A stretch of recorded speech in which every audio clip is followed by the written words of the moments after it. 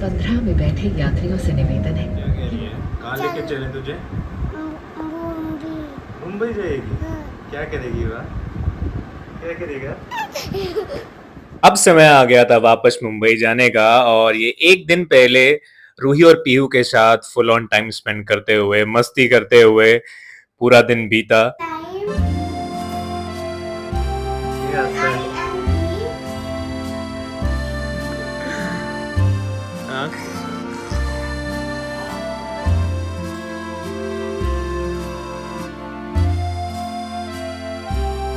क्या खा रही है?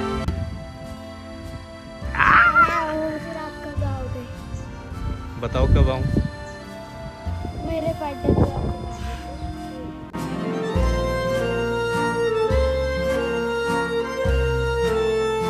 उसके बाद मेरी बहन चीनू एक केक लेकर आई थी क्योंकि आज था जन्माष्टमी से पहले का दिन, कृष्णा का जन्मदिन और मेरा जन्मदिन भी आने वाला जो मैं फैमिली के साथ नहीं मना पाऊंगा, तो हमने सारे जन्मदिन एक साथ मना लिए। एडवांस हैप्पी बर्थडे टू मोहित मामा।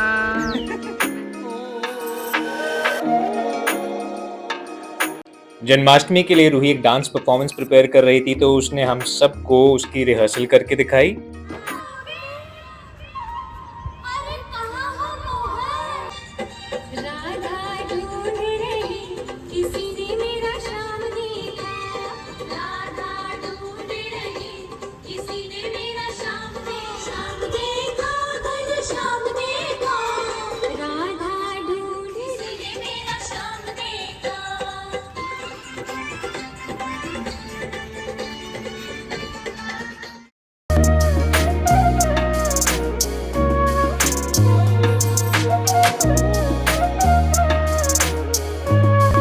फिर अगला दिन आ गया जब मेरी फ्लाइट थी। मैं सुबह उठा, अपनी ब्लैक कॉफी पी, अपनी छत पर सनराइज को एंजॉय किया और इतने में आज पीहू भी उठ चुकी थी और वो उठते ही जिद करने लगी कि उसे भी मुंबई जाना है मेरे साथ।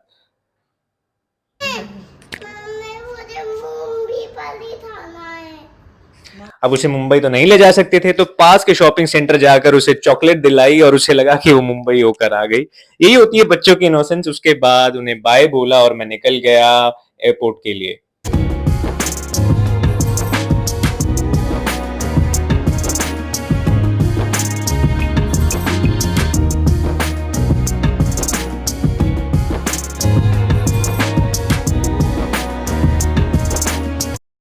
फ्लाइट T2 से थी तो बहुत चलकर जाना पड़ा मेट्रो के बाद। उसके बाद चेक इन किया, अपना लगेज दिया, बोर्डिंग पास कलेक्ट किया और पहुंच गया सिक्योरिटी चेक इन के लिए। सिक्योरिटी चेक इन क्लियर किया और मेरी फ्लाइट डिलेड थी तो बहुत टाइम था और एयरपोर्ट पे ज्यादा कुछ करने के लिए था नहीं, तो थोड़ा बहुत इधर उधर घूमे, कुछ बुक्स चेकआउट करी।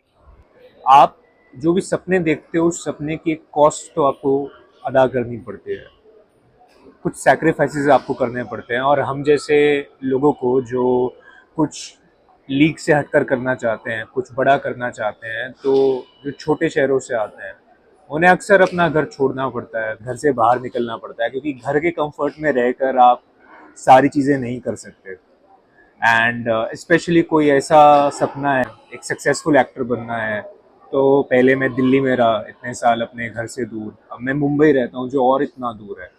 बहुत बार ऐसा होता है जब आप बहुत सारे फैमिली फंक्शंस मिस कर देते हो, आप बहुत सारी सोशल गैदरिंग्स मिस कर देते हो, अपने दोस्तों के साथ बहुत टाइम मिस आउट कर देते हो, क्योंकि उस टाइम पर आप तैयारी कर रहे होते हो, आप उस टाइम पर हासिल कर रहे होते हो। सैक्रिफाइस कह लो या जो भी कह लो, आपको ये इतनी जो कॉस्ट है, इतनी कॉस्ट तो आपको देनी पड़ेगी अपने सपने को पूरा करने के लिए।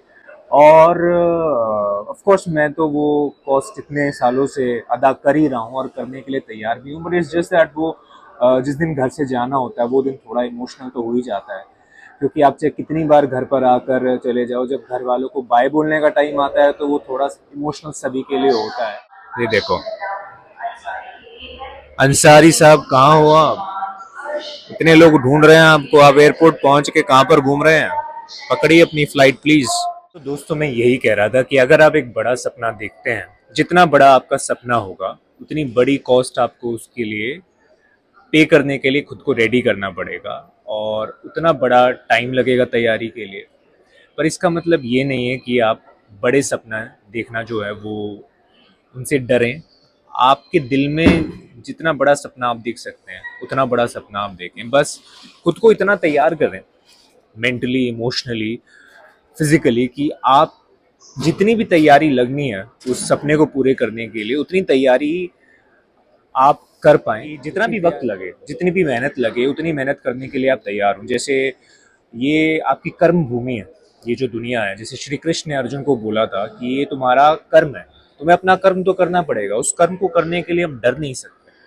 डरें, इट्स ओके, मतलब कोई भी नेगेटिव फीलिंग है वो उसको फील करना भी जरूरी है, उसे आप एक्सेप्ट करें। जैसे आप एक्सेप्ट कर लेते हैं ना कि मुझे ये फील हो रहा है, मुझे लो फील हो रहा है, मुझे डर लग रहा है या फिर मुझे गुस्सा आ रहा है, आप जैसे इन चीज़ों को एक्सेप्ट करोगे ना, आप उन्हें ईजिली लेट गो कर पाओगे और आप फिर उसी डायरेक्शन में आगे बढ़ पाओगे जिस डायरेक्शन में आप आगे बढ़ना चाहते हो।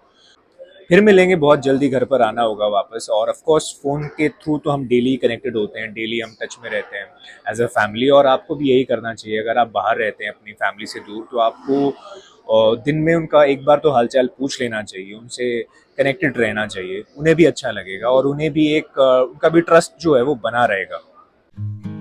और काफ़ी वेट करने के बाद, क्योंकि फ्लाइट और डिले हो चुकी थी क्योंकि मुंबई में कुछ वेदर प्रॉब्लम था या कुछ टेक्निकल प्रॉब्लम था, उसके बाद बस में बैठकर अपने एयरक्राफ्ट तक पहुंचा और अपनी सीट पकड़ी।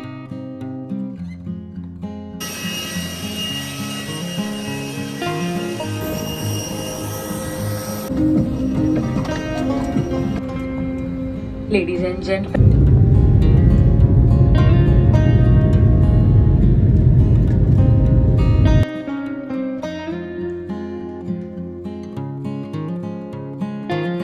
फाइनली करीबन 1-1.25 घंटे के डीले के बाद मुंबई एयरपोर्ट पहुंचा, वहां से अपना लगेज कलेक्ट किया और निकल गया बाहर टैक्सी स्टैंड की तरफ। टैक्सी स्टैंड पर पहुंचकर मुंबई की हवा में सांस ली, ऑटो पकड़ा और घर की तरफ निकल गया। काफ़ी एनर्जाइज्ड महसूस कर रहा था क्योंकि घर से भी आप रिचार्ज होकर आते हो और मुंबई की हवा भी कुछ ऐसी है कि आपको बहुत अच्छा लगता है यहाँ पर आकर। घर आया, घर को असेस किया कि साफ सफाई की कितनी ज़रूरत है। Back to the hassle life. Thankfully कल मेरा एक शो है थिएटर का और अभी शाम को उसकी रिहर्सल है, so it's good that I have something to look forward to. घर की जर्नी अब ख़त्म होती है, हरियाणा के घर की, और अब मुंबई वाले घर की जर्नी शुरू होती है। इसके बाद आने वाले व्लॉग्स में मुंबई की जो जर्नी है वो मैं कवर करूँगा, यहाँ की मेरी लाइफ, कैसे मैं थिएटर करता हूँ, ऑडिशन करता हूँ, बाकी चीज़ें करता हूँ। Stay tuned and please, if you like my content, then please do subscribe, like, share, comment, whatever you can do, please do that.